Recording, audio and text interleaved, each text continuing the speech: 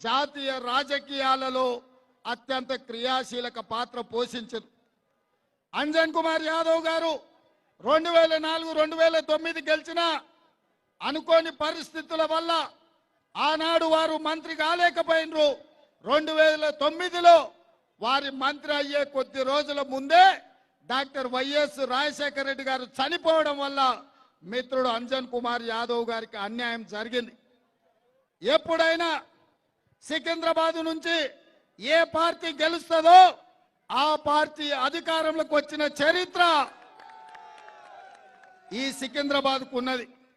జాతీయ రాజకీయాలలో అత్యంత క్రియాశీలక పాత్ర పోషించారు. అంజన్ కుమార్ యాదవ్ గారు 2004, 2009 గెలిచిన అనుకోని పరిస్థితుల వల్ల ఆనాడు వారు మంత్రి కాలేకపోయినరు. 2009లో వారి మంత్రి అయ్యే కొద్ది రోజుల ముందే డాక్టర్ వైఎస్ రాజశేఖర రెడ్డి గారు చనిపోవడం వల్ల మిత్రుడు అంజన్ కుమార్ యాదవ్ గారికి అన్యాయం జరిగింది. ఎప్పుడైనా సికింద్రాబాద్ నుంచి ఏ పార్టీ గెలుస్తుందో ఆ పార్టీ అధికారంలోకి వచ్చిన చరిత్ర ఈ సికింద్రాబాద్కు ఉన్నది.